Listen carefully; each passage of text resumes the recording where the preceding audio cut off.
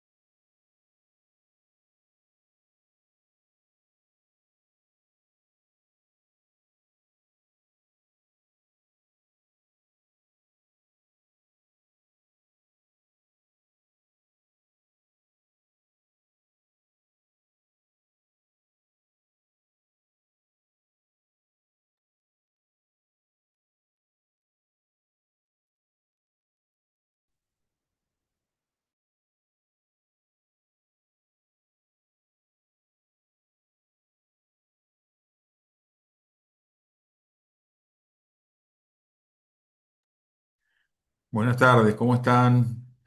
Bueno, siendo las 18, todavía falta gente por entrar, así que si les parece, esperamos unos minutitos, así damos tiempo. Me dicen que hay alguna zona que está medio cortada la conexión, el servicio de internet, así que bueno, vamos a darles unos minutitos más, ¿sí? Gracias.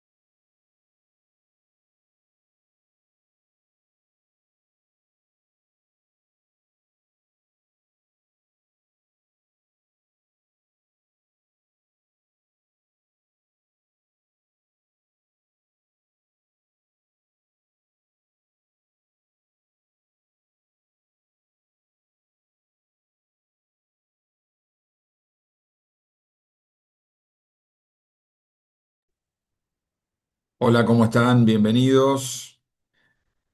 Si tienen ganas pueden abrir la cámara, así nos vemos las caras, nos conocemos. Ahí está Pablo, Sandra, bienvenida. Por ahora tienen, bueno, vamos a habilitar los micrófonos. Sé de gente que me está pidiendo un poco de tiempo, que no sé, que se ha cortado la internet por algún lado. Pero bueno, eh, vamos a tener un poquito de paciencia, igual ya estamos comenzando. Ahí les habilité los micrófonos, así es que pueden abrirlos para saludar. Y bueno, primero darles la bienvenida, agradecerles el tiempo y seguramente la inquietud. No sé si cada uno me quiere contar brevemente en segundos en base a qué nació el interés por la charla, particularmente respecto del hartazgo, ¿no? Pablo, ¿cómo te va? Buenas tardes. Buenas tardes, ¿qué tal? ¿Cómo anda Fernando? Eh, bueno, toda mi vida me he dedicado a la comunicación desde distintos lugares y un clima como el actual no lo he vivido, digamos, creo que siempre los climas son nuevos, ¿no? Pero Ujú. este tiene unos ribetes de exasperación y de poca flexibilidad que me preocupa y me parecía que toda herramienta que me sirva para tomar distancia de comunicaciones conflictivas podían ser de interés para mí. Así que de ya, muchas gracias. Excelente, Pablo, gracias a vos, por participar. Sandra, ¿cómo estás? Bienvenida. ¿Qué tal? Buenas tardes. Bueno, yo estoy en tema de comunicación ligado inicié con coaching ontológico y coaching sistémico familiar, y la comunicación me lleva como para varias áreas, ¿no? Una de ellas es, puntualmente estoy como indagando sobre el bullying, sobre el acoso escolar, y qué podemos hacer desde un paradigma alternativo, no desde la problemática, sino puntualmente creo que una de los lugares de donde se puede desarmar esa trama tan sesgada es desde la comunicación. Totalmente. Yo en algo me formé en comunicación no violenta, no sé si concluyen lo mismo, me llamó la Ujú. atención el título de esta propuesta. Y el hartazgo social me llama la atención porque digo, es como dijo Pablo, es algo tan naturalizado, creo que es la palabra. Eh, como Totalmente, que, sí, lamentablemente. Acá vamos a hacer un abordaje más desde lo político, ¿no? Desde lo que es el ejercicio de la comunicación pública, entendida, digamos, en los ámbitos propios, ¿no? En campaña, en contextos de gobernanza, en la gestión de la sí. cosa pública, ¿no? Pero yo creo que también como coach ontológico puedo asegurar que podemos aplicarlo a distintos ámbitos de la comunicación, hasta incluso el personal, y particularmente ahí, ¿no? Creo que el cambio también Claro, en mi caso empieza. me gusta escuchar, a ver qué se va a proponer desde este lugar y ver qué puedo tomar para como Totalmente, asociarlo a mi seguro que recorrido. sí. Pero bueno, Particularmente la comunicación es una disciplina bastante abierta a otras, de las que se enriquece permanentemente, ¿no? Entonces está bueno esta interacción entre distintas ramas para nutrirse mutuamente. Bueno, Sandra, gracias, por participar. gracias a Y ustedes. Alejandra, ¿cómo estás? Buenas tardes. Hola, buenas tardes. Soy Alejandra Burlingame y yo porque manejo las redes sociales de una referente social y bueno, sabemos, como dijo Pablo recién, de la situación que estamos viendo y me parece que es interesante saber esto, ¿no? De comunicar y el día a día que tenemos en las redes se ¿Qué te nota el corre? hartazgo, Ujú. se nota la violencia. Y es enorme el Y desafío que entonces, bueno, tiene. también cómo encarar esto. Claro, y es enorme el desafío que tenés vos y cualquiera, ¿no? Que hoy encara la comunicación en contextos digitales, en donde ahí sí, ¿no? El enojo es la base de la estrategia de comunicación y de la conversación en sí misma, ¿no? Si no hay enojo, si no hay indignación, no hay viralización, y entonces estamos permanentemente fogoneando, hasta quemarnos vivos. Alejandra, bienvenida, gracias, muchas gracias. Eliana, ¿cómo estás? Buenas Gracias a vos. tardes, bienvenida. No te estamos escuchando, estás muteada, ¿eh? Ahí Ahí, está, ¿ahí me ahora sí, escuchan? ahora sí. Hola, ¿qué tal? Bueno, me llamo Eliana Felice, también manejo redes sociales partido provincial, en realidad es un partido nacional en la sede provincial, y bueno, sí, se hace complicado en estos momentos porque justamente no es al que mejor le fue en la última elección. Ujú. Entonces, también entre la comunidad que se genera, entre afiliados, simpatizantes y seguidores, hay que saber manejar esa situación de contención también, que obviamente que lo hace la dirigencia, pero bueno, eso después hay una forma de comunicarlo. Entonces, sí, son momentos complejos para manejar el enojo, la tristeza, La y un montón desesperanza. de situaciones, y un montón de planteos que se generan a partir de cómo se leen los resultados de la elección, porque cada uno le da una lectura diferente. Y la verdad es que todas las posturas son válidas, pero más o menos los números te dan una tendencia de por qué el resultado. Entonces, uno lo que trata de amortiguar, capaz por ahí, es un tema de los reproches a la campaña, que no, que pudimos haber hecho esto, lo otro, y a veces uno se encuentra con un escenario que no es tan así, que no sabes hasta qué punto, si por ahí le hubieras puesto todo, habrías hecho realmente alguna diferencia en lo que es el número final. Y bueno, todas esas situaciones que se van analizando, pero al mismo tiempo tenés que ir conteniendo a la comunidad para que no se quede con una sola explicación o con una sola reflexión. Y Totalmente. bueno, es difícil porque uno no puede tomar la decisión de decir, bueno, yo voy a publicar tal cosa. O sea, son todas cosas consensuadas con la dirigencia, para decir, bueno, vamos a ver qué mensaje vamos a dar, de qué forma, a dónde está dirigido y si realmente le solucionamos algo al que está leyendo, ¿no?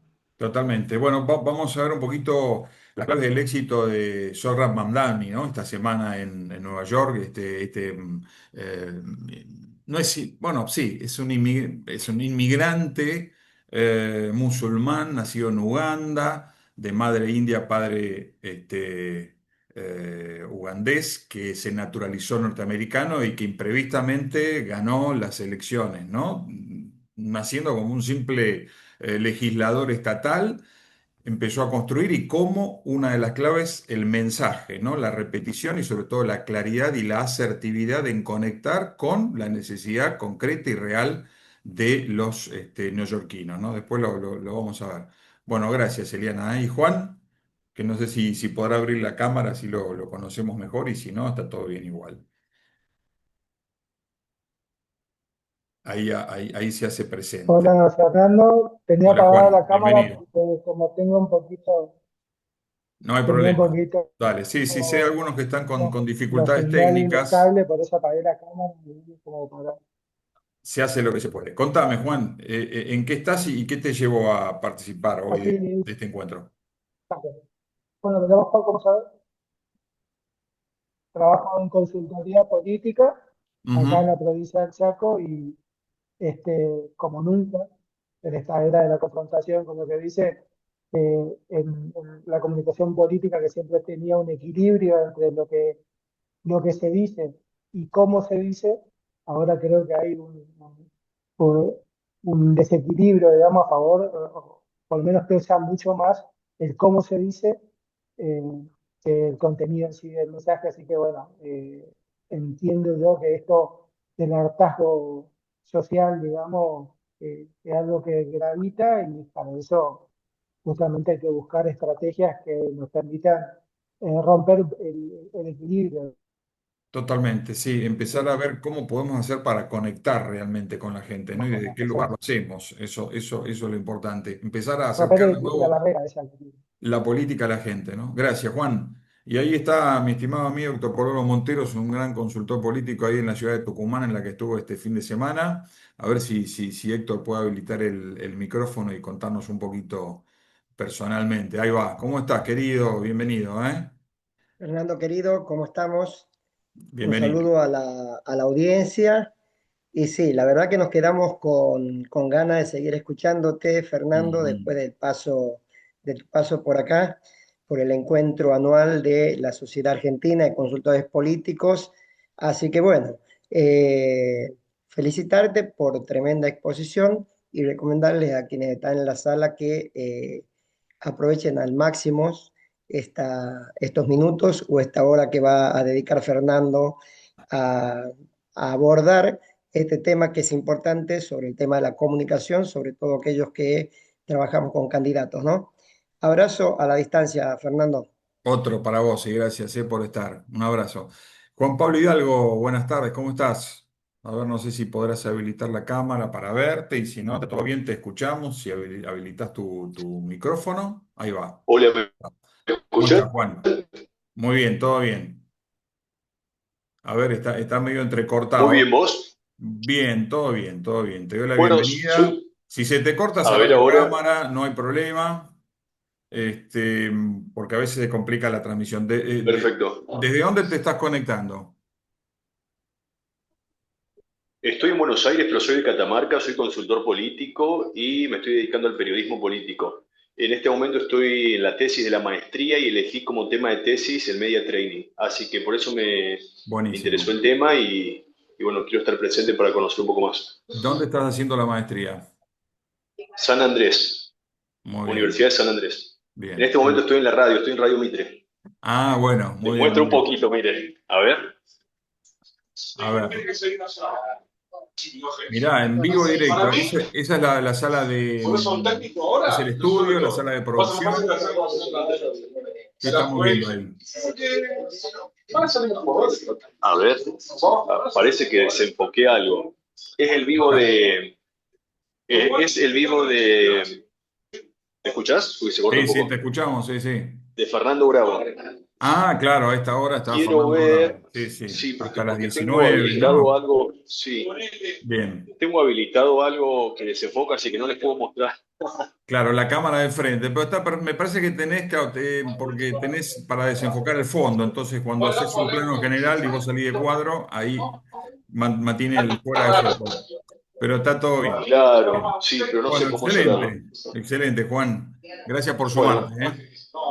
Bueno, y ahí está, dale, gracias. está Ami Helen, puede ser. Bueno, se van a seguir sumando, espero después, pero ya vamos cerrando con esta presentación, así arrancamos. No sé si a mi Helen me está escuchando, si es así, si puede habilitar el micrófono, genial, y la recibimos con gusto. Hola Fernando, ¿cómo estás? Estoy Bienvenida, ¿cómo llegando estás? al departamento y ahí enciendo la Muy cámara, bien, perdón. tranquila. Bueno, ¿desde dónde te Estoy estás saliendo de una conectando? reunión. ¿Dónde estás? Estoy en Resistencia, Chaco. Ah, Soy bueno, también socia de buenísimo, SACO, así que a través de el grupo excelente. recibí la invitación. Muchas gracias. Buenísimo. Bueno, gracias a vos por sumarte. Bueno, me encanta, ¿no? Porque después en algún momento podemos hacer, bueno, ahora ya de hecho, antes de la charla, le voy a pedir simplemente una palabra para empezar a trabajar juntos sobre esta charla. Brevemente, antes me presento. Bueno, Fernando Menéndez es mi nombre. Yo vengo de la actividad periodística de muchos años, más de 30 años como periodista en el noticiero de Telefe. Otros medios también, estuve en el Grupo Artear, estuve en Canal 9, bueno, en radio, haciendo algo muy pequeño también en gráfica, pero bueno, muchos años dedicado a esto y desde hace 20 años que también me dedico en paralelo a la capacitación, formación, entrenamiento de equipos y líderes, tanto del ámbito político como privado, ¿no? Corporativo. Como Juan Pablo hice una maestría también en la Austral sobre comunicación. De gestión en las organizaciones, un par de diplomaturas también en la Austral en comunicación política y no verbal, soy coach ontológico, bueno, periodista, locutor, terminando una licenciatura en comunicación digital, pero fundamentalmente enamorado de la comunicación y sobre todo de, de esta vocación mía siempre por trascender a través de lo que uno puede comunicar a otros en función de aportar un valor en términos de formación, ¿no? Que lo que uno sepa pueda ser transmitido y que el otro lo capitalice para sí en beneficio de una comunidad que hoy requiere esto, ¿no? Una comunicación más transparente, más sana, más empática, menos agresiva, menos violenta, que nos conduzca al acuerdo, al sentido de solidaridad, de colectividad, de mancomunidad. Entonces, en función de eso es fundamental hoy pensar toda esta estrategia posible partiendo de este clima de época, ¿no? Que es el enojo de lo que comenzamos a hablar ya desde el inicio. Entonces yo les pido brevemente y después esto ya cierro el micrófono porque si no después que a veces se accidenta y empiezan a entrar ruidos raros por todos lados. Pero le pido simplemente una emocionalidad, si fuesen mosquitos, insectos que pueden caminar por la calle Florida en Capital o en cualquier otra peatonal, eh, o por el campo, ¿no? Y escuchar qué dice la gente de la política, qué emocionalidad resuena hoy respecto de la política y los políticos. Los escucho. Si tuviéramos que pensar en una Bueno, emocionalidad, ¿no? Que una resuena hoy. gran, una gran decepción, una distancia enorme Ujú. entre lo que se declama y lo que se recibe.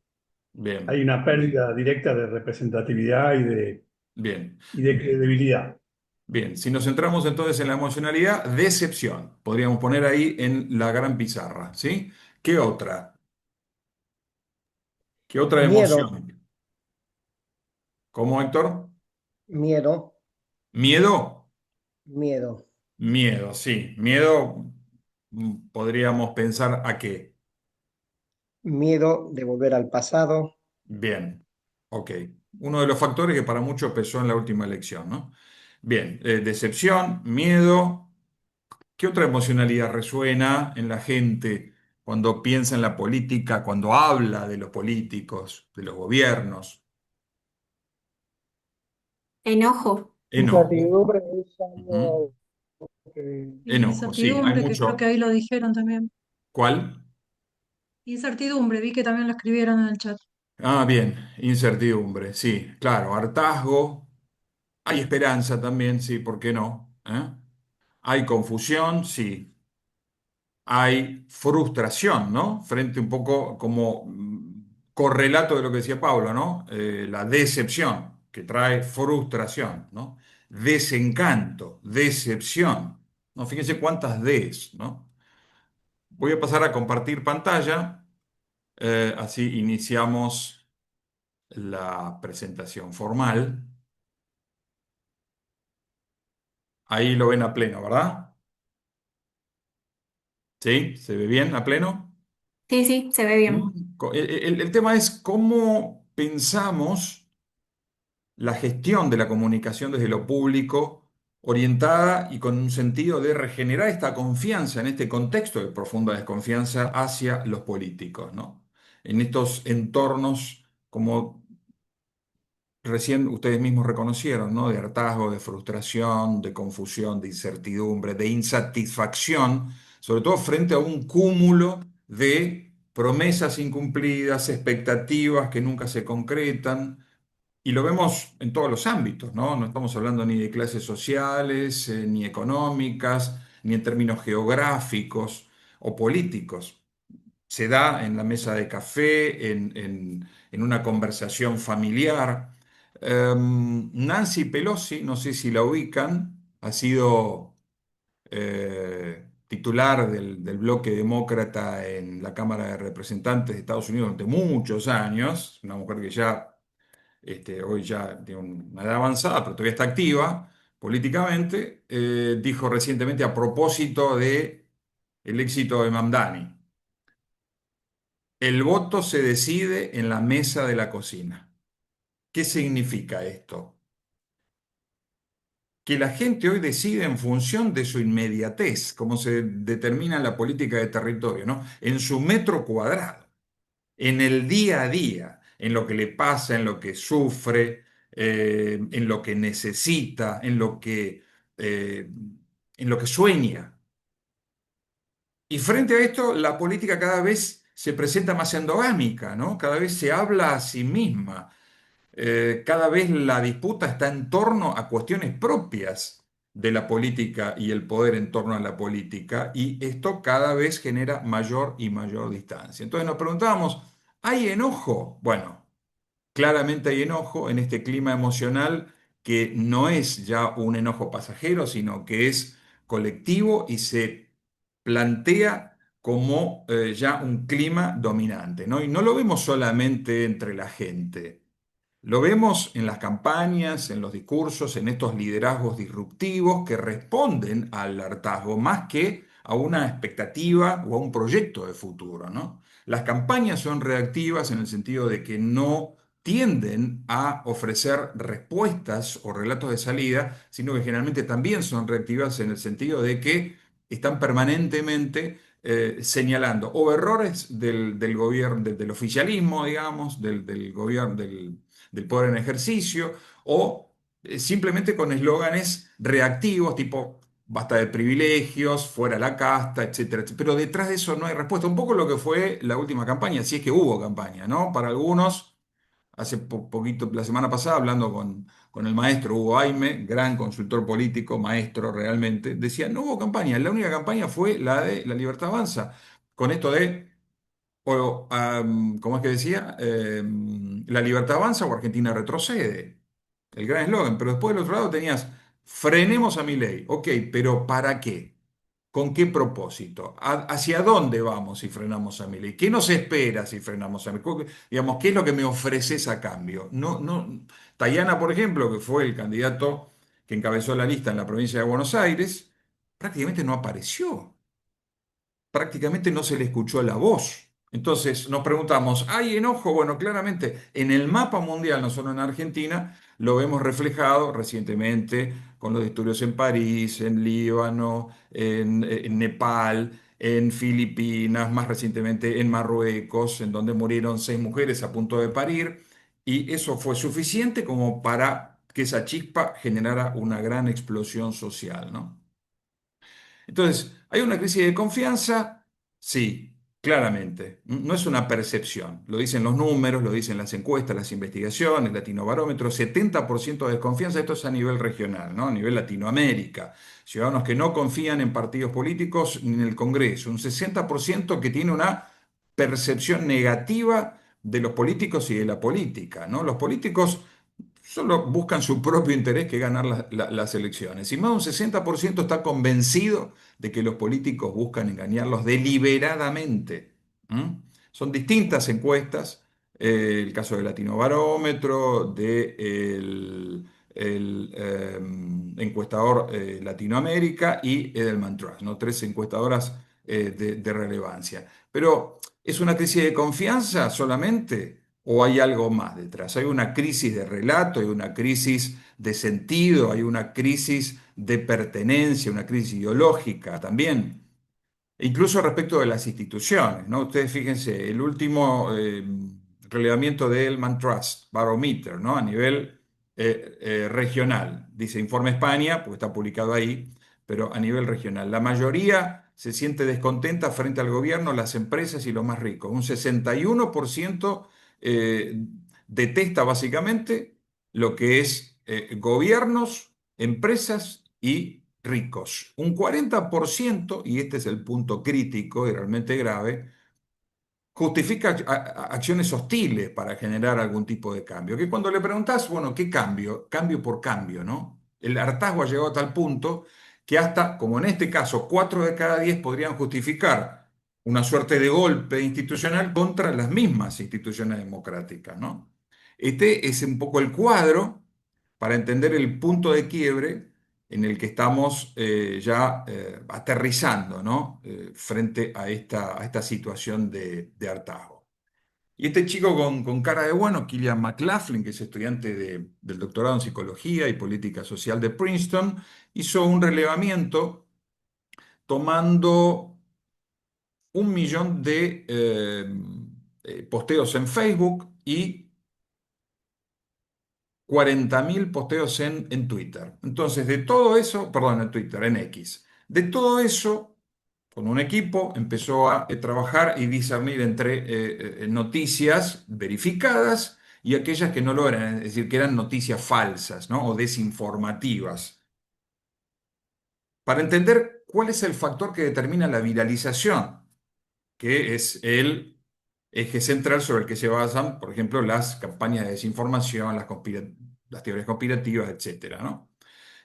¿Y qué concluyó? Que la gente comparte noticias, más allá de verificar si son o no verídicas, si realmente están basadas en fuentes confiables, etcétera. Más allá de eso, las comparten en función de cuánta indignación le genera. Y eso porque, primero, como para demostrar cuál es su moralidad frente al grupo a que pertenecen y como un refuerzo del sentido de pertenencia. Pero la clave está que el factor determinante que dispara y genera la viralización de información que independientemente si es real o no, es la indignación. Y de esto obviamente sabe mucho, entre otros, Giuliano de Empoli en su último libro, Ingeniero del Caos, cuando habla de cómo estos especialistas en algoritmos se montan sobre esa ola de indignación para incentivar a través de discursos de odio estos estados de enojo y de frustración, donde de pronto aparece el outsider, ¿no? El extranjero, que viene a traer, digo, extranjero porque está fuera del sistema político tradicional y viene a ofrecer las respuestas, supuestamente, ¿no? Entonces, el tema ya no es enojo, sino cómo gestionamos el enojo, cuando la indignación, cómo gestionamos, mejor dicho, la comunicación, cuando la indignación es la emoción dominante, ¿no? De este cuadro social. Se entiende que hay ventajas en esta estrategia de subirnos a la ola de indignación, porque nos sirve como motor, como insumo de campaña, le da fuerza al relato, le da un sentido de pertenencia, es un factor que lleva a la acción, a la participación, pero también hay riesgos en sobrehabitar la indignación. Marta Nussbaum lo que advierte es la ira, si está bien canalizada, es positiva. Si yo señalo una injusticia, si yo advierto un hecho profundamente inmoral, si señalo a un enemigo común, concreto, identificable, inminente, ahí sí se justifica la ira, porque también sirve como alerta, ¿no? Como decía Pololo recién, bueno, también el miedo es un instrumento, una emocionalidad que podemos aplicar asertivamente, pero siempre de manera estratégica. Pero ¿qué pasa cuando la emocionalidad se desborda, cuando la ira no tiene destino, ni sentido, ni propósito? Se convierte en una cárcel para el líder, ¿no? Y después vamos a ver de qué manera. Veamos algunos ejemplos de sobrehabitación emocional, ¿no? El caso de Milei, al apuntar contra el kirchnerismo, les estamos afanando los choreos, dijo, intentando señalar la culpabilidad en un adversario, terminando inculpándose a sí mismo. ¿Por qué? Porque sobrehabita la indignación, sobrehabita esa emocionalidad sin control y pierde control narrativo, pierde control sobre el discurso, ¿no? Y lo mismo le pasa a Sandra Petovelo. ¿Recuerdan cuando fueron las pedreadas últimas allá sobre el final de la campaña en la provincia, en Loma de Zamora, ¿no? Cuando dijo respecto de aquellos que habían agredido con cascotes a la comitiva, a la caravana presidencial, no son seres humanos. ¿Mm? Típico el discurso disruptivo, ¿no? Eh, objetivamos al adversario. ¿Mm? Cosificamos al sujeto y claramente le restamos entidad y valor como persona, ¿no? Perdiéndose además estratégicamente una gran oportunidad para hacer una defensa del Estado de Derecho, no simplemente para cosificar al otro. Más allá de que obviamente fue una acción repudiable, pero se perdió una oportunidad subida a esa emocionalidad negativa, ¿no? Lo mismo le pasó a Álvarez Rivero, senadora del PRO, recientemente, en medio de un debate por los recursos para el Garraham, ¿no? Cuando dijo, no creo que los niños tengan derecho a venir al Garraham. Después, obviamente intentó decirse una frase profundamente desafortunada, que en el contexto del debate y del cariz que tiene habitualmente los debates legislativos, muchas veces llevan a eso, ¿no? Pero sobre lo que hay que tener realmente mucha prudencia. Y mucha más prudencia cuando prácticamente estamos llamando a un acto terrorista, como pasó con un candidato también de la Libertad Avanza en la ciudad de La Plata. A ver. No, ahí me pasé uno. Ahí va. Una bomba en la legislatura para que dejen de malgastar tu plata? Yo también. Soy un empresario pyme y estoy cansado de ver cómo estos delincuentes lo único que hacen es vivir de nuestros impuestos, de los tuyos y de los míos. No dejes que te sigan cagando. Acompañá a los únicos candidatos de Milei en La Plata. Votá por Milei, votá por la libertad, votá por la renovación política de verdad.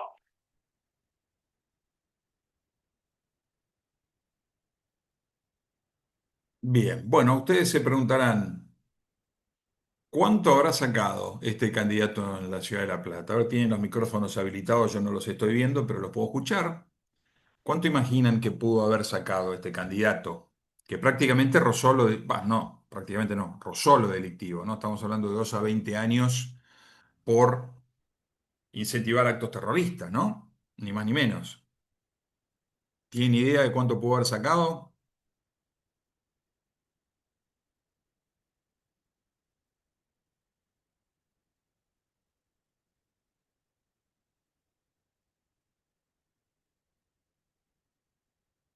¿Cuánto? A ver. Bueno, un 2%, 2,25%. ¿Eh? O sea, de alguna manera podemos quedarnos tranquilos que todavía el electorado argentino tiene cierta racionalidad para elegir candidatos, por lo menos de estas características tan extremas. Pero entonces, digo, realmente, ¿no? Es importante tener en cuenta realmente esta posibilidad que tenemos, ¿no? Al comunicar políticamente y hasta qué punto se puede llegar a perder el sentido de la responsabilidad, ¿no? Desde lo público. No así, pero también le pasó a la vicepresidenta de España, Yolanda Díaz, en la presentación recientemente en el Senado por una ley que busca eh, cierto acompañamiento a trabajadores que denuncian hechos de corrupción. A ver si la podemos ver. Un momento, vamos de vuelta porque perdí la pantalla.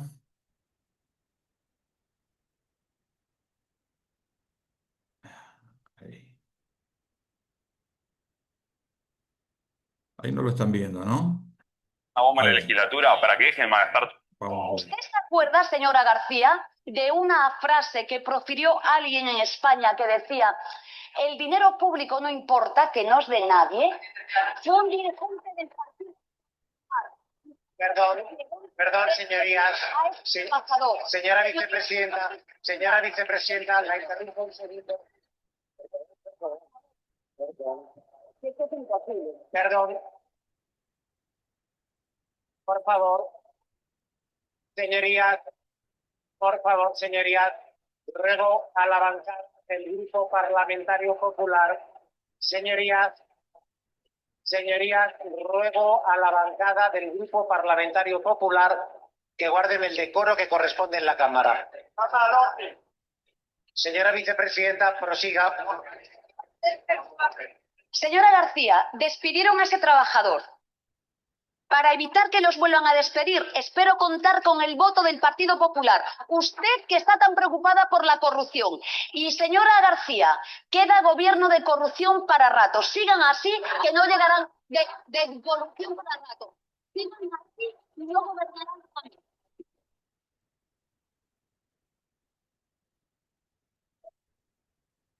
Bueno, ahí se la ve, ¿no? A Yolanda Díaz profundamente fastidiada, profundamente molesta y fastidiada, pero es la vicepresidenta del gobierno del que ella dijo, queda gobierno de corrupción para rato. Por eso la bancada del Partido Popular la aplaude a rabiar, feliz de semejante autoinculpación. ¿Y por qué pasó eso? Después ella misma le explicó en sus redes, ¿no? Pero ya es tarde. Dijo, bueno, sí, es que estos del Partido Popular están trabajando permanentemente para sacarnos de las casas. No podés en semejante puesto de responsabilidad pública y política alegar torpeza. Tenés que ser capaz de gestionar y controlar tu narrativa, tu emocionalidad, tu discurso y estar presente y consciente en el lugar. No podés dejarte llevar por esa emocionalidad. También te podés sobregirar para el otro lado, ¿no? De la indignación, el fastidio, la frustración, hacia un estado de sobreexcitación. Ahí está el presidente. Hasta acá más o menos bien. Esto lo sube la cuenta de la Oficina de Presidencia de la Nación. Lunes, después de las elecciones, lunes 27 de septiembre, abrazo con los ministros, algunos nuevos que se integran al gabinete. El caso de Santilli, por ejemplo. Hay feel good de fondo, lo cual da, bueno, un ánimo de renovación, regeneración del gabinete, fortaleza, un mensaje hacia adentro, pero inevitablemente hacia afuera también. Manuel Adorni, que de vocero pasa a jefe de gabinete. Hasta acá más o menos todo bien. La recepción a Santilli, que se rapó a lo expert después de ganar las elecciones, pero acá ya nos desbordamos un poquito, ¿no? Con el ministro de Defensa. Porque el tema, ¿cuál es? No es el problema simplemente de dar unos saltitos, también es el contexto, ¿no? En la Casa de Gobierno, en un contexto eminentemente institucional, como es una reunión del presidente con su gabinete, y en un contexto también, ¿por qué no decirlo? En un contexto difícil para gran parte de la ciudadanía. Entonces, la sobrehabitación emocional nos puede llevar a estos desbordes y también a descolocarnos y decir frases que no queremos decir porque no estamos ni siquiera conectados con una emocionalidad, porque estamos como en la nada, ¿no? Aunque pareciera, pero nuestro mensaje sale sin intención, sin dirección. Y entonces pasa lo que le pasó al expresidente Alberto Fernández en época de la pandemia. Por favor, vayan y contagien. Perdón, vayan y vacúnense, eviten el contagio. Eviten el contagio. Vayan y contágiense, dijo, ¿no? Bueno, en definitiva, tenemos que estar conscientes de esta emocionalidad y después lo veremos del coaching, cómo de ser conscientes desde dónde estamos comunicando. Porque vivir en la indignación como estrategia permanente tiene serias consecuencias. En primer término, para el propio liderazgo, como un desgaste emocional, porque es una fatiga física, mental, anímica, emocional, estar permanentemente confrontando, lidiando, discutiendo, peleando con uno y otro, ¿no? Las dificultades que presenta incluso para transicionar desde la campaña hacia la propia gestión, ¿no? Cómo generar acuerdos, cómo encontrar aliados, cómo construir espacios de diálogo, el deterioro propio del clima democrático, digamos, en donde prácticamente las conversaciones son plenamente confrontativas y como señalan los estudios más recientes en Estados Unidos, Pew Research, por ejemplo, ¿no? Investigó sobre demócratas y republicanos y para ambos bandos el otro es poco menos que el enemigo. El otro es todo lo que yo no quiero ser. Por eso se da, como se pudo haber dado en la última elección, esto del voto negativo, ¿no? A partir de la fuerte polarización, la identidad partidaria negativa. Yo soy lo que no quiero ser. Voto a quien no es aquello que no quiero. Entonces, no se construye, digamos, una identidad política, sino que lo que se hace es usufructuar una cierta identidad negativa respecto del adversario y capitalizarla en beneficio propio. Pero no estamos construyendo base para una identidad propia, sino que estamos aprovechando una situación de hartazgo que posiblemente después algún porcentaje de toda esa fracción pueda llegar a acompañarnos. Pero ojo, porque la indignación, al igual que la ira, tiene sus límites y es un arma a doble filo. Y como lo vivimos y padecimos en Argentina, también este estado de polarización permanente genera un estancamiento inversor, los capitales huyen y hay una saturación narrativa. Se pierde el impacto por sorpresa, por innovación. Estamos, digamos, permanentemente comunicando desde el enojo, desde la ira, y eso agota, satura y bloquea. Charlie Taylor, que es investigadora de la Universidad de Columbia, neurocientífica, dice, cuando el cerebro recibe permanentemente una emocionalidad negativa, sea enojo, frustración, se bloquea. Entonces ya no hay posibilidad de entrar si saturamos permanentemente, ¿no? Bien, entonces, La indignación sirve para encender esa llamita, ese fueguito que necesitamos para darnos calor, para incentivar, para motivar, para empujar, para lograr apoyo, seguimiento, acompañamiento en una etapa así primaria, como puede ser una campaña electoral, pero luego si eso se sostiene como estrategia de gobierno permanente, se produce un desastre. ¿M? Todo ese bosque que fuimos construyendo con tanto esfuerzo desaparece en horas. Entonces, ¿qué implica entrenar hoy al líder en estos contextos de enojo social? En primer lugar, tenemos que pensar en desarrollo de tres competencias básicas. Por un lado, la cercanía, que es estar al lado de la gente o volver al lado de la gente, ¿no? Esto que decíamos al principio, la política está hoy lejana, es una cosa ahí arriba, en su cúspide, hablando de sus temas, mirándose hacia a sí misma, ¿no? Hablando de sí misma, desconectada de la realidad de la gente. Entonces, la cercanía es una competencia fundamental. Qué es cercanía? Es presencialidad, ¿no? Cuando decimos es una persona cercana, es alguien que se muestra y que está presente, ¿m? Que el otro puede sentirla consigo misma. Caso son Mamdani, ¿no? Entonces, ahora sí vemos qué elementos clave llevaron a este rapero uganés nacionalizado norteamericano, de padres también inmigrantes, legislador estatal. En primer lugar, el diagnóstico, entender dónde estás parado, dónde estás parada, qué es lo que pasa acá en Nueva York. ¿Mm? La vida es difícil en Nueva York. Ese fue el mensaje central. ¿Mm? Un panorama urbano quebrado, con el transporte lento, con la calidad de vida carísima, con la vivienda inaccesible, con dificultades para conseguir vivienda, la inseguridad. ¿Cuál es el diagnóstico, no? Realmente, ¿cuál es la realidad real, como diría alguien, ¿no? Y después el propósito. Es fundamental en el liderazgo político determinar el propósito, y creo que para todos, ¿no? En un punto, entender qué quiero lograr de esto.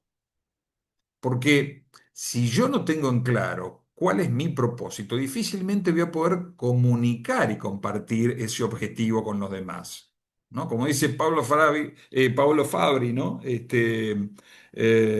Semiólogo, en política sobran discursos y faltan horizontes, faltan caminos, faltan guías. La gente ya sabe lo que está mal. El tema es que necesita que le digan hacia dónde ir, ¿no? Para llegar a esa tierra prometida. Entonces él tenía el propósito claro: hacer de Nueva York una ciudad vivible, asequible para todos. Y ese un poco fue el mensaje y la narrativa. Un mensaje que se repite, una ciudad difícil, hagamos de Nueva York una ciudad vivible, asequible para todos. Claridad, contundencia, coherencia, repetición, ¿no? Que es el recurso básico para que ese mensaje impacte. Ustedes se imaginen que recibimos aproximadamente entre 8 y 12 mil mensajes por día de todo tipo, ¿no? Incluso aquellos de los que no nos damos cuenta. Son estímulos que aparecen en nuestro entorno permanente, en el ecosistema, que estamos permanentemente recibiendo. ¿Cómo destacamos nuestro mensaje entre ese ecosistema de miles y miles de mensajes? Bueno, la claridad del mensaje, la contundencia, la repetición, la simplicidad, la coherencia y lo concreto del mensaje que conecte con la realidad mínima, con esa mesa de cocina, como dice Nancy Peloso, ¿no? Ahí tiene que llegar el mensaje, no las grandes estrategias de campañas pensadas por no sé qué, no, esto es entender qué le pasa a la gente y conectar con ese mensaje.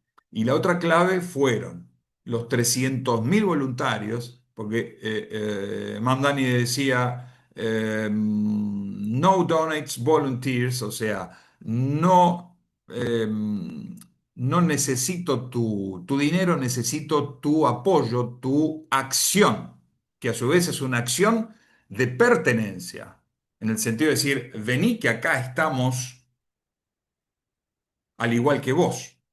Entonces, salieron a ganar la calle, juntaron un ejército con capitanes de manzana, suena esto un poco a las manzaneras de Chiche, ¿no? En la época de Duhalde, pero ocurrió en Nueva York, ¿m? Salieron a ganar la calle, fueron a buscar al votante, los fueron a buscar, vamos donde estés, ese era un poco el lema de campaña. Entonces, con un mensaje claro, fueron 300.000, un equipo, un ejército de 500.000 voluntarios a golpear 1.000.000 de puertas. 1.000.000 de puertas, que implica básicamente 1.000.000 de conversaciones en el idioma nativo del votante, de ese elector. Fíjense ustedes, ¿no? Cómo esto ya trascendió las campañas clásicas y las estrategias de medios y demás para decir, vamos con la gente, vamos por la gente. ¿Mm? Una identidad que también es, por un lado, su estilo personal, su historia, ese storytelling, ¿no? Que le permite también a él y a su electorado identificarse mutuamente como un tipo hecho de abajo y que también representa en términos de marca y de simbolismo el vecino cercano, porque así se mostraba, y ahora lo vamos a ver, siempre caminando por la calle, siempre distendido, con una sonrisa, con un contacto y una mirada franca, cercana, humana. Y finalmente los frames, ¿no? Los marcos. Definidos los marcos, podemos entender qué interpretación del mundo y qué sentido del mundo y de esa realidad le damos, que también tiene que ver con conectar con el otro y entender cómo el otro entiende el mundo para nosotros compartirlo con él, ¿no? Como se dice habitualmente, y ahora lo veremos en la empatía, no se trata de que el otro vea el mundo a través de nuestros ojos, sino al revés, nosotros poder ver el mundo del otro a través de sus ojos, ¿no? Acá está Mamdani. Ya pueden salir a votar y estoy pidiendo su apoyo. Por favor, busque su lugar de votación más cercano y voten por mí para ser su próximo alcalde. Me postulo para hacer que esta ciudad sea más asequible para todos. Voy a congelar la renta, asegurar que los autobuses sean más rápidos y gratis y ofrecer cuidado de los niños menores de 5 años, gratis a todas las familias. Cuando miramos una visión de No, no, okay, ya, córtalo. We cannot spend all day doing this again. Duramos como 3 horas la última vez. Sobre todo para los latinos. Sobre todo, ok. Lo siento, yo no hablo español muy bueno. Él está corriendo para España. It's better if you can like hit. Pero nunca dejar. Only one new word is here. The only new word is here is ponga. Every other word you said a bunch of times. All the words are new. Every time the words are new. Por favor. Cercano. Not cerrados. Close. Okay. Don't find your clothes voting. Bien, ¿nos tolerantes? Sí, dale. Juntos podemos luchar por un Nueva York que proteja a todos, que hacen grande esta ciudad. Una que luche contra la administración Trump y ICE. Y una que asegure que todos puedan pagar comida y techo. Para ellos y su familia. Nueva York, ahora es nuestro momento. Encuentre a su lugar de votación y vamos a votar por Zoran. Perdón, Zoran. Porque merecemos una ciudad asequible y fuerte y debemos comenzar ahora. A la comunidad latina, gracias. Espero recibir su apoyo. That's gonna end. Estaba riendo, honestly. That's how he puts the titles up. Entonces, ¿qué tenemos ahí, no?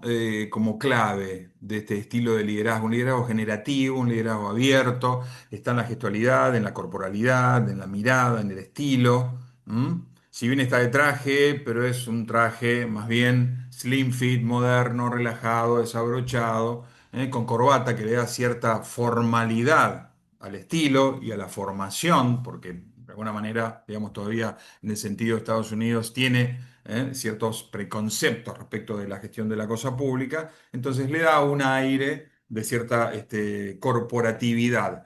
Pero el mensaje, el estilo es auténtico, es genuino, está ese lado B que muestra, que no se oculta, cosa que a veces en la política queda reflejado. Entonces él se permite verse a sí mismo, ridiculizarse a sí mismo, mostrarse tal cual es sin problema. Y eso se capitalizó enormemente. Bien, ahora ¿Qué han puesto acá? veamos otro caso, ¿no? La Bueno, intendenta de San Miguel de Tucumán, Rosana Chala. Fíjense, le dicen la intendenta tiktokera. sí, mira, mira, mira, mira, mira, mira. Entonces sellemos bien las cosas. Perdón, señor, pase nomás. El pavimento llega hasta ahí porque allá tiene que ser concreto o hormigón. ¿Por qué? Porque ahí frena todo y arruina todo. Acá te falta un árbol. Lo que quiere el vecino, le toquemos el timbre. ¿Qué? ¿Cómo está? Vale. Estoy tocando el timbre a ver qué árbol quiere que le ponga en la puerta. Esta es la vereda hecha por nosotros. No, que venga la gente y ahora lo saque como pueda. Señores vecinos, esto no se debería hacer, porque la copa del árbol es para que tenga la tierra el árbol, no para que quede todo esto lleno de cemento. ¿Qué nos supervisan ustedes? Tan horrible que la ciudad no puede estar así tan llena de cosas. No me gusta. Nosotros vamos a reclamar. Yo digo, ¿no? Se han venido caminando por acá. ¿Por qué no han hecho el cuadradito esto? ¿Ha hecho el ticket ya? Baja la aplicación San Miguel de Tucumán Ciudad. Esto es un peligro, ¿no? Esto es un peligro. ¿Por qué no me arreglan eso ya que han venido por acá? ¿Se dan cuenta? Esto es cercanía, ¿no? Esto es cercanía, esto es estar, está bien. Estamos hablando de una capital provincial que tiene 1 millón de habitantes, que no es poca cosa, hay que gestionar a 1 millón de ciudadanos y vecinos, ¿eh? Pero conoce a Valeria, está en el día a día de la gente, subió a todo su equipo de gobierno a un colectivo a pasear por la ciudad, a comerse los baches, a caminar por las veredas rotas, para entender de qué se trata, ¿no? La vida de la gente. Porque muchos funcionarios de pronto parece que están eh, en su micromundo, en su burocracia, y se pierde ese vínculo tan importante con la ciudadanía. Entonces, dijimos la cercanía como elemento clave. En segundo lugar, la empatía, esto de sentir con las personas para sanar esta distancia, como decíamos al comienzo, que se siente entre la política y la gente, ¿no? Ustedes imagínense un político capaz de sentir con el otro, un político de entender las necesidades del otro, de ponerse en el lugar del otro, ¿no? Caso Obama en 2012, en la tragedia de Newton, ¿no? Cuando se le escapa esa lágrima, no, digamos, como político, sino como padre de familia. O el caso de Jacinda Ardern, primera ministra de Nueva Zelanda, 2019, con el atentado de Christchurch, donde murieron varias personas de origen musulmán, en donde ella va a acompañarlos y consolarlos, y para eso se coloca un pañuelo negro en la cabeza, ¿no? Como símbolo de respeto hacia el otro. Entonces son gestos que denotan esa sensibilidad respecto del otro, entender la necesidad del otro. Como yo, ¿no? Digo muchas veces, cuando viene un vecino y te dice, necesito luz en el barrio, ¿no? No es que quiere ver mejor de noche, ¿no? O que se le luzca el jardín y las flores. Lo que te está pidiendo básicamente es vivir tranquilo, dormir tranquilo, porque de noche es una boca de lobo, porque cuando llega su hijo o su hija de la escuela o de la universidad o del trabajo, eh, teme por su vida, entonces está hasta las 2 de la mañana despierto, nervioso, o la mujer esperando. Ese es el reclamo, esa es la necesidad de fondo. Pero para eso necesitamos estar presentes y poder ponernos, ¿no? Como dicen los americanos, ponerse en los zapatos del otro para entender qué es lo que le está pasando. Y Juan Carlos Torre fue viceministro de Economía durante la gestión de Raúl Alfonsín con Juan Vital Sorrobil en oportunidad de el Plan Austral. Y en función de esa historia, escribe este libro, Diario de una temporada en el quinto piso, un libro muy interesante sobre la gestión política vista desde dentro en esa época, en donde él revela 3 condiciones para el éxito de un plan como el Austral, que podría ser hoy el plan de ajuste de Milei, ¿no? Primero, consistencia técnica del equipo. Consistencia técnica del equipo fundamental. Después, construcción de futuro, o sea, generación de expectativa. Y tercero, empatía con los que sufren las consecuencias del ajuste. Y lo dice un economista, ¿eh? No lo está diciendo ni un sociólogo, ni un filósofo, ¿m? Ni un coach ontológico. Estamos hablando de los efectos económicos y de cómo poder amortiguarlos. en función del éxito de un plan económico. La empatía resulta clave. Y en tercer lugar, la escucha activa. Esto es darle voz al ciudadano. Cuando yo cedo mi discurso dominante, eh, presente, omnipresente, porque parece que la política solo se dedica a hablar, a discursear, darle la voz al otro, darle ese lugar y esa validación a partir de la cual el otro se siente validado, se siente reconocido, se siente escuchado, y recupera esa agencia, ese poder en relación a la política. Entonces pasa como con Nelson Mandela ya por el tiempo del apartheid, ¿no? Cuando todavía caminaba de joven por los guetos y se reunía con los vecinos y ahí iba con su libretita y escuchaba y anotaba, escuchaba y anotaba, ¿no? Yo digo siempre, ¿no? Tenemos dos oídos y una boca con lo cual debiéramos escuchar el doble de lo que hablamos. Y en política ocurre esto, ¿no? ¿Cuántas veces nos ocupamos por el discurso y cuán poco escuchamos a aquellos a los que va dirigido, ¿no? Entonces ahí la efectividad de la comunicación queda golpeada. Entonces, estos tres aspectos y estas tres competencias tienen que ver con lo humano. Con con este perfilamiento que Julia Roberts recientemente en Cannes, en oportunidades de su nueva película, plantea, ¿no? Esta realidad. Estamos perdiendo el arte de la conversación. Y yo, luego de humanidad, abriría paréntesis y pondría la política. Está perdiendo el arte de la conversación. Entonces, esto es lo que nos lleva desde el coaching ontológico a pensar un liderazgo estratégico con alma, un liderazgo con sensibilidad, con apertura, ¿m? Eh, abierto al diálogo, al encuentro, a la sensibilidad con el otro. Porque la clave está en que en estos tiempos de desconfianza, primero se gana el corazón y después la razón. Es decir, no hay estrategia posible ni exitosa, por mejor que sea el consultor político, si antes el candidato no logra esa conexión humana.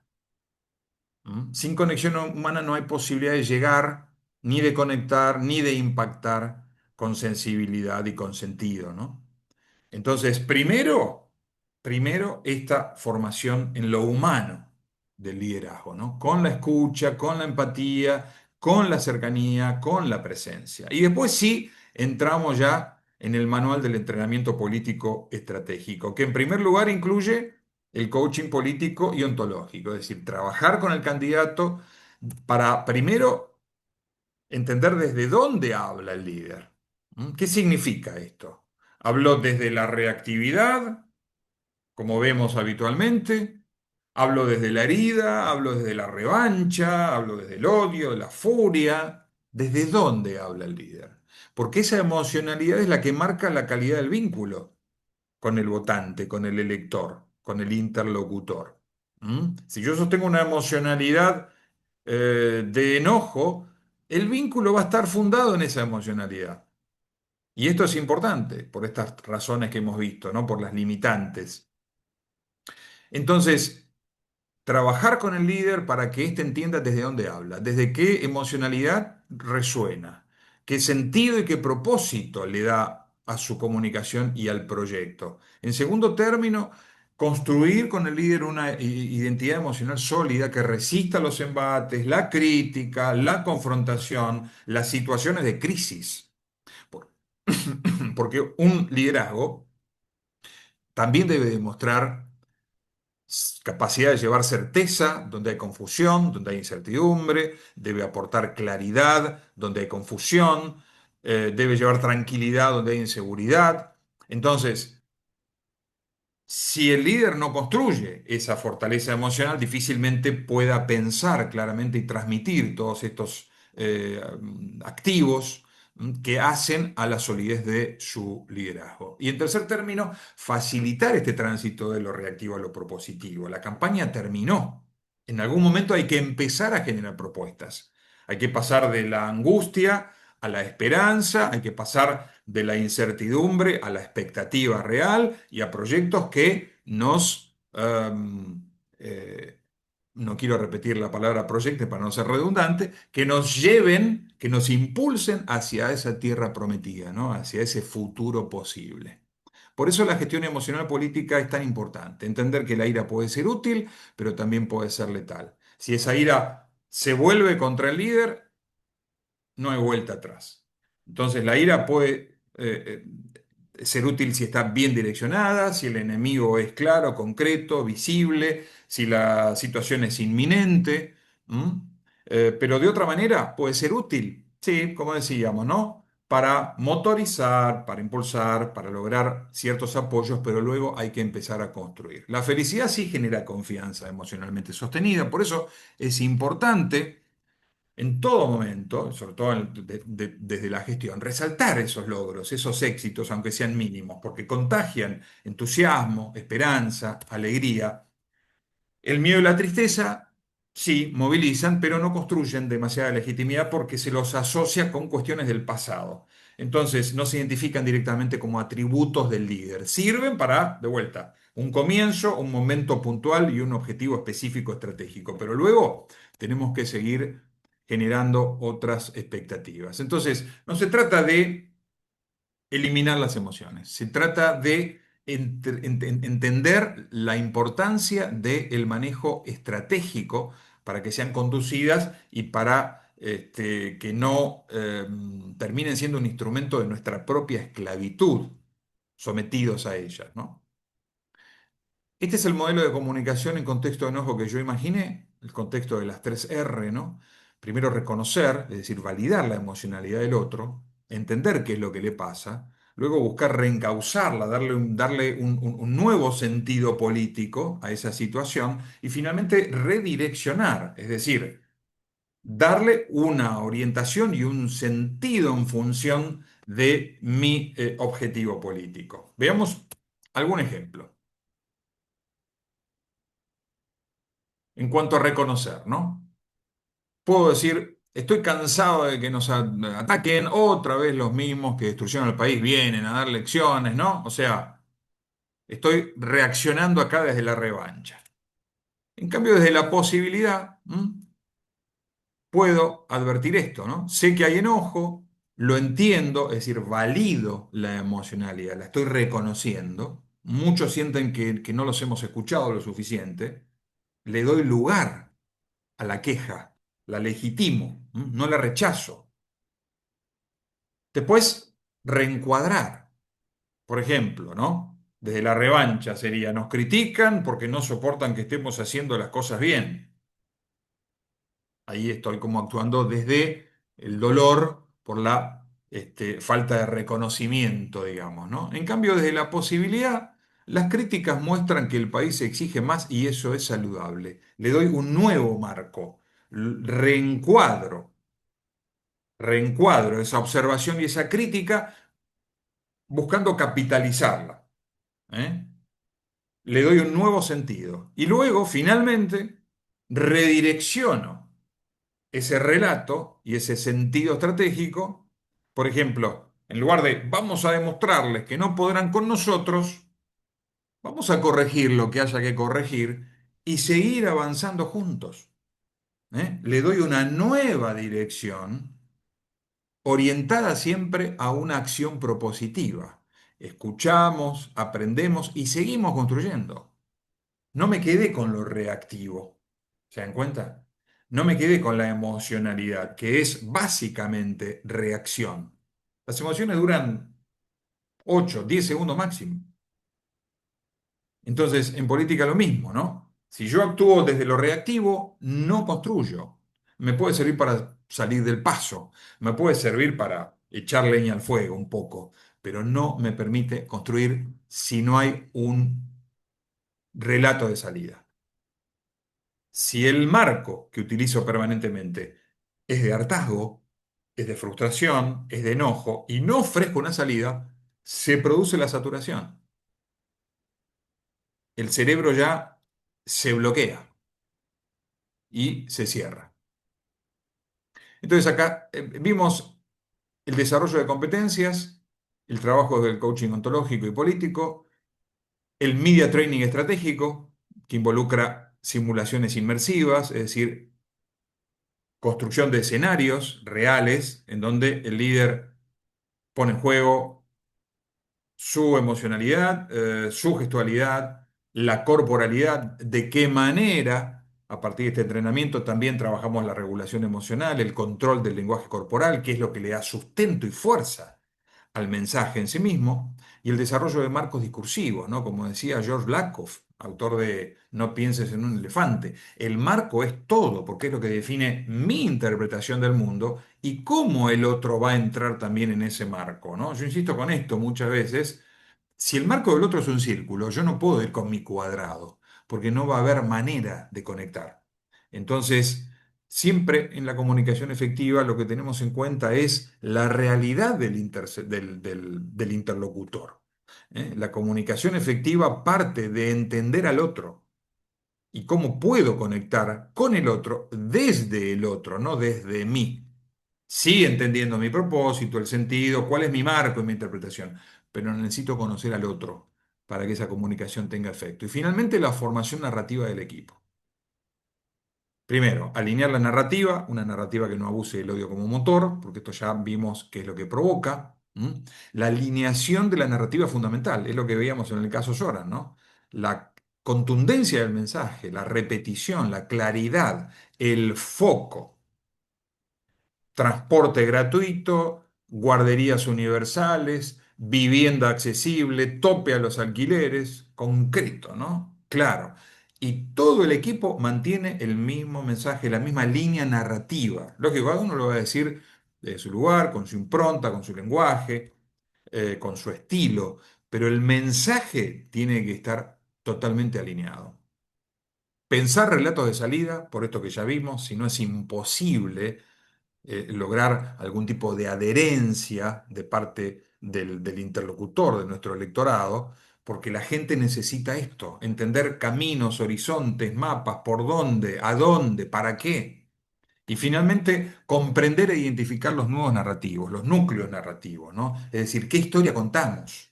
¿Para qué la contamos? ¿Qué significa esta historia para nosotros, ¿no? ¿Qué hay de nosotros? ¿Qué queremos reflejar en términos de valores, sentimientos, etcétera, en esos núcleos narrativos?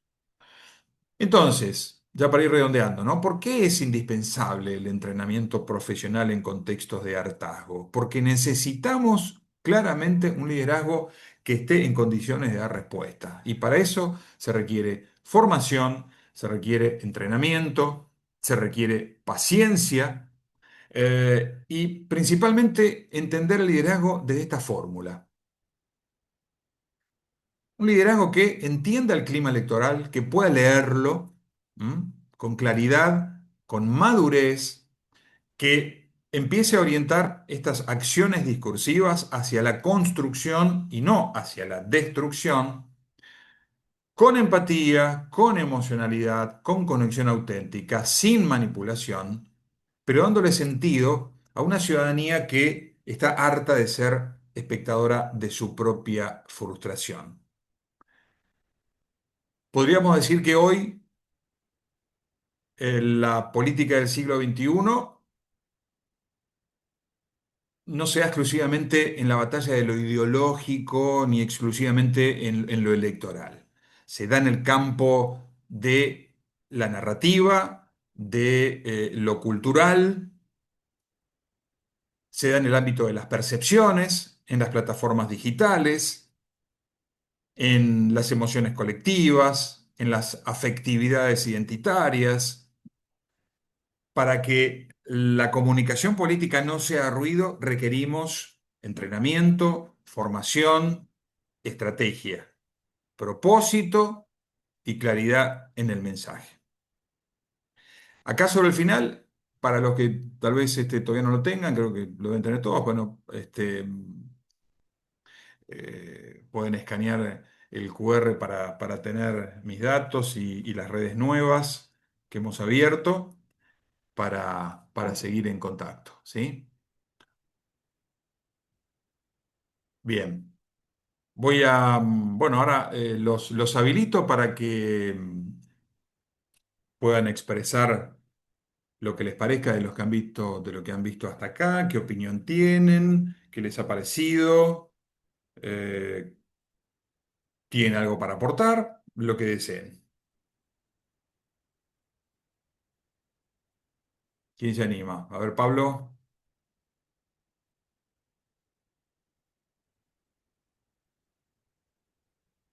Sí, tengo la impresión de que los desafíos actuales requieren multidisciplinaridad. Quiero decir, hay una cierta tendencia que yo observo y estoy observando campañas desde el 1970 y pico. Mucho. Observo cierta dificultad, digamos, de interpretar esta generación que está hoy participando en las elecciones, porque encuentro que hay una simplificación de la complejidad de los procesos políticos, económicos, sociales. Quiero decir, y no quiero parecer viejo en este chat, pero tengo la impresión que los discursos de odio, de simplificación del enemigo, están partiendo de una base social de amplísima ignorancia. Dejo esta inquietud porque seguramente puede ser un extremo, pero sí habilita la importancia que tiene lo que vos estás explicando, porque las herramientas que vos estás dando nos están acercando a tratar de entender ese comportamiento social que tenemos que moldear como asesores de los posibles políticos, ¿sí? Ujú. Yo tengo el temor a esta cuestión de la violencia y la simplificación, y creo que, además de las emociones, como vos decías, creo que hay un contexto histórico-ideológico que, aunque uno no lo reconozca, siempre impera, ¿tá? Así que, bueno, encantado con la charla y me has dado un montón de herramientas interesantes para seguir. Disculpen que sí fue Me largo. alegro mucho, Pablo. Esa era la idea. Gracias y gracias por tu aporte, ¿no? Gracias por tu aporte. Bueno, ¿alguien más? ¿Cómo ha visto la charla? ¿Qué le pareció? ¿Qué sacan limpio? ¿Qué se puede llevar? ¿Y qué nos puede dejar también? Sandra, ¿cómo te quedas? Sí, adivinaste que quería hablar, no sé, algún gesto que hice, ¿no? Sí. No estoy en el área de la política, me llevo lo que fueron aportando, me interesa. Y como les había contado, yo estoy como en lo micro, ¿no? En lo que es bullying y acoso escolar. Y esto lo traslado que de ese lugar no podemos salir si no nos vamos a las familias donde la comunicación en muchas está siendo disfuncional.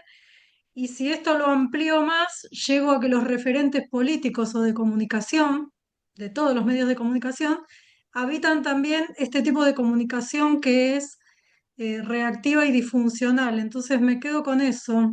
Bien, Y no sé si lo trabajás desde otro concepto, pero hay algo que yo descubrí hace un par de años y me parece como interesante para empezar a observarlo.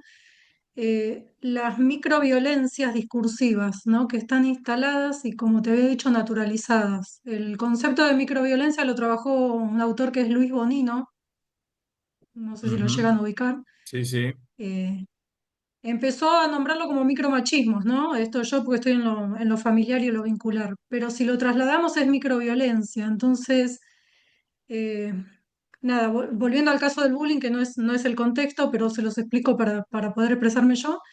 Un chico que recibe un acoso o un ataque desde lo discursivo va a su casa y eso está tan naturalizado que, incluso entre los docentes, que no se lo validan. Es bueno, pero no es nada. Y esto mismo, el adulto dice, bueno, pero en mi trabajo me sucede lo mismo. Y de hecho, los políticos o los referentes que te digo en los medios hablan de la misma manera. Entonces, como que esa trama de comunicación disruptiva está apenosamente para mí naturalizada. Yo vengo de familias disfuncionales donde es lo que trabajo y creo que también tiene un motivo esta comunicación disruptiva, ¿no? Tienen como una cuestión de dominio y de desestabilizarte emocionalmente, como lo venías diciendo. Bien, bueno, aportás desde tu ámbito y tu disciplina también, creo que a este contexto, porque si hablamos de naturalización o naturalidad, también se ha naturalizado en el contexto de la famosa grieta y la polarización, eh, Claro, esto de lo que Byung-Chul Han llama, ¿no? La sociedad de la transparencia y la exaltación permanente, ¿no? O sea, hoy la política es indignación, likes, eh, polarización, likes e indignación, ¿no? Y en claro, ese contexto se ha naturalizado esa forma también de hacer y comunicar la política.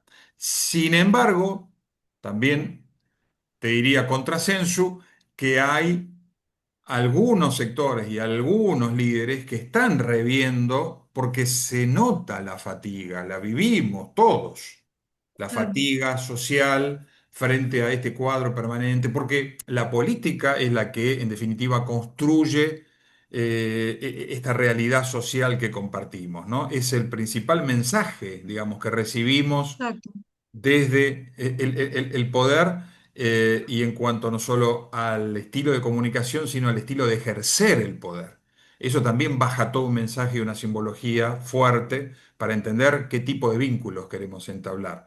Entonces, no digo que seamos todos angelitos, ¿no? Caídos del cielo, pero mínimamente empezar a construir una cierta humanidad que tiene que ver también con exacto, el respeto al otro, la consideración del otro, trabajar en esto de la empatía y sobre todo en función de, bueno, algo colectivo y que busque, como decía ahí en esta fórmula final, ¿no? Que busque la construcción y no la destrucción, ¿cierto? sí. Y yo Pero tengo un bueno, aporte también de recorrido que es la psicología humanista, ujú. que en mucho de lo que viniste detallando lo puedo como asociar. El enfoque centrado en la persona, ¿no? Esto es Carl Rogers.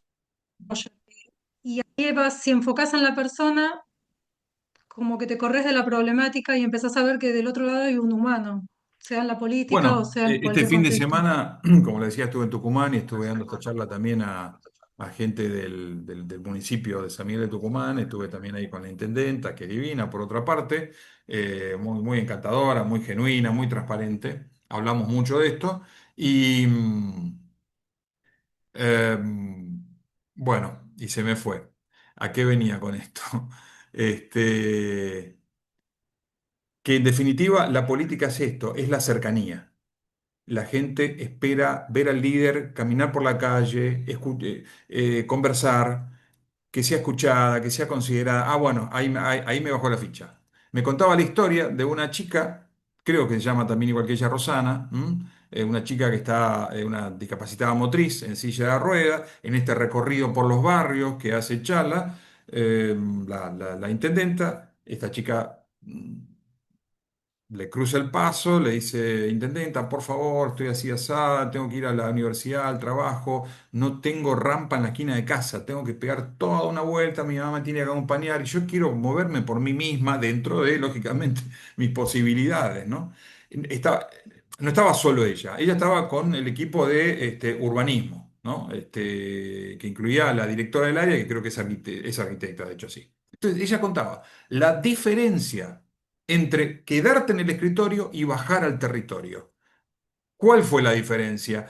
Que la arquitecta pudo ver en vivo y en directo esa necesidad, transformada en una persona de carne y hueso, con nombre y apellido, en una situación real concreta, de la cual ella misma se vio involucrada. Entonces, cuando la intendenta le dice, arquitecta, ¿qué le parece? ¿Cuándo podremos, tal vez la semana que viene? No, no, la intendenta, mañana le estamos haciendo la rampa.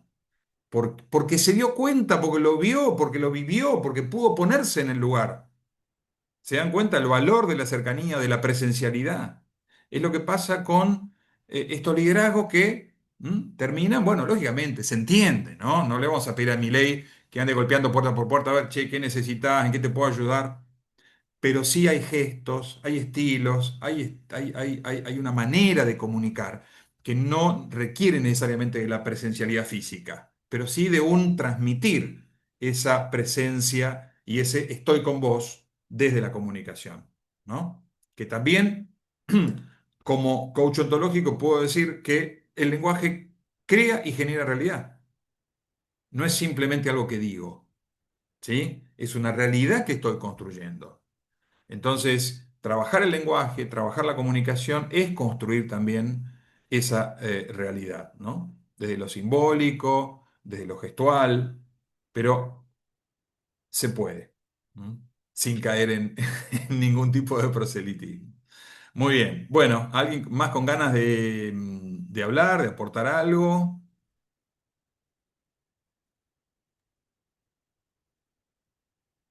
Bueno, ¿les ha gustado la charla? ¿Sí? Muy Bueno. buena, sí, una consulta. Quedó grabada, ¿no? Se puede ver después porque a mí se me desconectó en algunas partes. Mira, entiendo que sí. Después les confirmo, porque creo que fue automático eso, porque le iba a grabar, pero entiendo que sí, que se activó la grabación. Ah, Este, está activada, sí. ¿Cómo? Ah, está Está activada. activada, sí.